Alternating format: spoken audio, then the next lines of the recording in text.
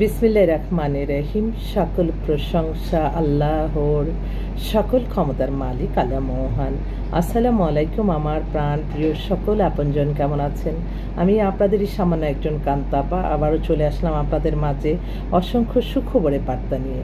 আসলে এই মুহূর্তে আসার একটাই কারণ, আমার এক ভাই সে কানাডা থেকে আসছে, তার এক বন্ধুকে বিয়ে হয়েছে, তো ওরা ওই বন্ধুটা আবার তাকে পাঠালো, এই মাত্র অফিসে আসলো। তো ছেলে হচ্ছে মাস্টার্স করা ঢাকা ইউনিভার্সিটি থেকে, এবং ওনার বয়স 45-এর মতো, 5 ফিট 6 লম্বা, বনানীতে সেটেল। উনি খুব ভালো প্রতিষ্ঠিত, তো উনি কানাডায় নিয়ে যাবে। এরকম একটা মেয়ে চাই যে মেয়ে কিনা হয়তো অবিবাহিত হতে পারে বা ডিভোর্স হতে পারে, কিন্তু বাচ্চা চাচ্ছে না। উনি বলছে যে আপা আমাকে তাড়াতাড়ি দেন, আমি 1 মাস আছি, এই 1 মাসের মধ্যে ইনশাল্লাহ খোঁজখবর নিয়ে কাজ করব। তো আমি সেজন্য আমার বোনদেরকে অনুরোধ করছি, কারণ বোনদের জন্য তো এক্সেলেন্ট খবর, কারণ তাদের কিন্তু কোনো চাওয়া পাওয়া নাই, উল্টা তাদের পরিবারকে সাহায্য সহযোগিতা করবে, এরকম একটা আমি আহ্বান করছি। আমার অনেক বোনরা আছে কিন্তু দেখতে পারে। আরেকটা ভাই, উনি হচ্ছে খুব একাকিত্বর মধ্যে আছে, 60-এর মতো বয়স, উনি ধানমন্ডিতে সেটেল। উনি খুব দ্রুত গতিতে বিয়ে করবে, যদি বাচ্চাও থাকে তার কোনো আপত্তি নেই, তো উনি তার বাসায় রাখবে।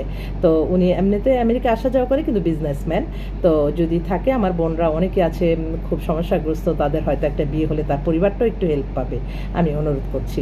আরেকটা ভাই, উনি হচ্ছে আমেরিকা সিটিজেন, উনিও এখন দেশে আছে, ওনার বয়সটা 40-42-এর মতো। উনি হচ্ছে ইঞ্জিনিয়ার, ওনার আবার ডিভোর্স হয়ে গেছে, আমেরিকান মেয়ে বিয়ে করছিল, তো উনি এখন দেশে আসছে। উনি বলছে যে আপা আমাকে একটা ব্যবস্থা করে দেন, আমি দেখে দেখে বলছি। তারপরে আরেকটা ভাই সুইডেন থেকে আসছে, উনি সিলেটি কিন্তু ঢাকাতেই সেটেল। তো উনারও বয়স হচ্ছে আপনার 45-এর মতো। তো উনি এখন দেশে আসছে, উনি একটু জরুরি ভিত্তিতে একজন পাত্রী খুঁজছে, ভালো সুন্দর একটা মেয়ে। তো অনেক বাইরে কিন্তু অনেক মেয়ে আসছে। এছাড়াও আমার কাছে একটা শিল্পপতি পাত্র আসছে, ওনার বয়স 50, ওনারা সবাই সপরিবারে আমেরিকার সিটিজেন, ওনার ওয়াইফ মারা গেছে, উনি এখন দেশে আছে, গুলশানে বাসা, ওনার জন্য একটা ভালো ছেলে মেয়ে চাচ্ছে।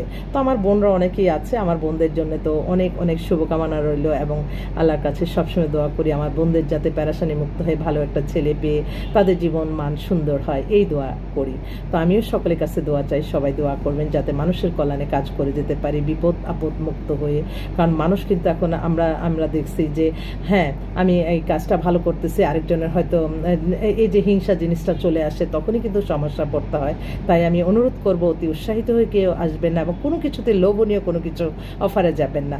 এবং আপনাদেরকে যখন আমি দেখা যায় যে আমি তাড়াতাড়ি আপনাদের সফলতার জন্য আমি সরাসরি কন্ট্যাক্ট নাম্বার দিয়ে দিচ্ছি, কারণ আপনাদেরকে সুবিধার্থে বিয়ে করার জন্য।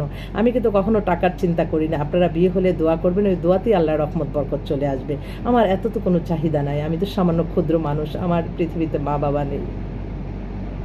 যার মা বাবা নেই তার তো এত চাওয়া পর কোনো কিছুই থাকে না। কি করব, আল্লাহ সুস্থ রেখে সুন্দরভাবে নামাজ রোজা ইবাদত বন্দেগী মানুষের কল্যাণ করার তৌফিক দান করেছেন, এটাই। আর যেটা আমি আপনাদের কাছে যখন যেটা চাই, মনে করবেন আমি না পারতে আমি কখনো আপনাদের একটা অর্থ, যাতে আপনাদের এই কষ্টের এক কাপ চাও আল্লাহ যদি খাওয়ায়, সে তার যে আমি বোঝাতে পারবো না। আমি আজকে মানে একজন খুব সমস্যাগ্রস্ত হয়ে আসলো, বলল তার একটা বিধবা মেয়ে, তার একটা ব্যাপার নিয়ে। তো আমি কিচ্ছু করে নাই, সে আমাকে আস্তে করে আমাকে 500 টাকা দিল। তো আমার চোখের পাড়ে চলে আসলো যে আমি তো আশাও করি নাই। সাথে সাথে আল্লাহর একটা হুকুম, সাথে সাথে আমি নামাজে বসে আমার কেন জানি আমার ওর জন্য একটা দোয়া দিলাম।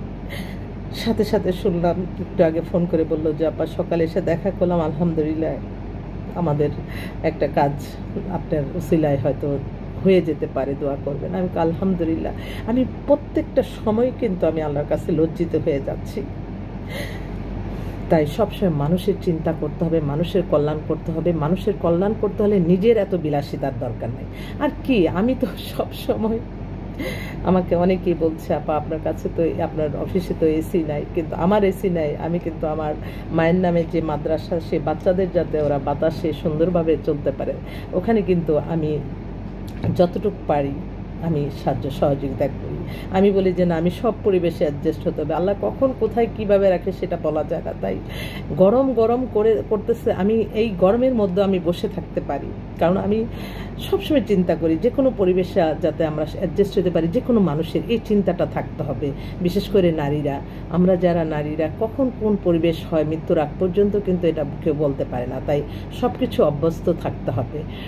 এটা আমি আমার বোনদের প্রতি আমার অনুরোধ। অনেক বোনরা আছে, তারা অনেক উচ্চবিলাসী, উচ্চ আকাঙ্ক্ষা। তো এই উচ্চ আকাঙ্ক্ষা, উচ্চবিলাসী হওয়া ভালো, কিন্তু এর পাশাপাশি আমরা যাই করি, এই যে ফ্যাশন করতেছি, কিন্তু আমাদের সব সময় মনের ভিতরে থাকতে হবে আল্লাহর সব কিছু, যে আমি কতটা নামাজ, কতটা ইবাদত বন্দেগী, নামাজ, রোজা, হজ, যাকাত, ভালো কাজ করতে পারছি, মানুষের প্রতি হিংসা বিদ্বেষ না ছড়িয়ে, মানুষের কল্যাণ করে, কাউকে ঠকিয়ে না, কাউকে হয়রানি করে না। হয়রানিরও কিন্তু আল্লাহ বিচার নেয়।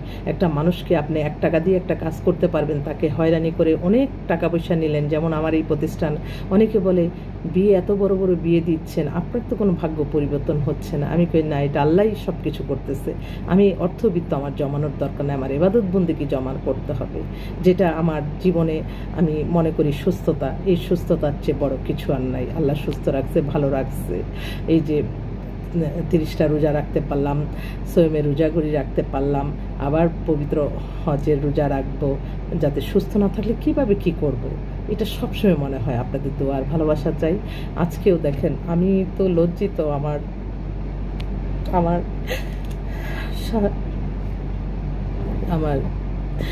সে উনি ভিডিও করেন। गरीब नवाज हमारे ढाका वाली कांता बाजी गरीब नवाज, उनकी हाजिर कबूल अता फरमाइए गरीब नवाज। कांता बहन का MP बनाइए गरीब नवाज। आपके दरबार माने की तौफीक अता फरमाइए गरीब नवाज। उनके बिजनेस को आगे बढ़ाइए गरीब नवाज। उनके बच्चों के सबके लंबे अता फरमाइए गरीब नवाज। खुशियों से नवाजिए। কোটি টাকা দিয়েও তো এই দোয়া নেওয়া যায় না। আমি শুকরিয়া জানাই আমার এই ভাইদের প্রতি। আমার আল্লাহর ঘর থেকে, আল্লাহর ঘরে যেও আমাকে অনেকে ফোন দিয়ে দোয়া জানায়। আমার প্রিয় নবীজি রওজা মোবারকে জানায়, আমার শাহজালাল শাহপরানে আমার দোয়া সালাম পৌঁছায় দেয়। এর চেয়ে শান্তি আর কি হতে পারে? আপনার প্রতিটা সময়, প্রতিটা মুহূর্তে আমাদেরকে বায়োডাটার ছবি দেওয়ার পরে আমি প্রত্যেককেই বলবো, আপনারা আল্লাহর ইবাদত করেন, আল্লাহ কোনো না কোনো আপনাদের ব্যবস্থা করে দেবে ইনশাল্লাহ। অতি উৎসাহিত হয়ে আসবেন না। এখানে আসলেই বিয়ে হবে তা কিন্তু না, অনেক প্রসেসিংয়ের ব্যাপার আছে।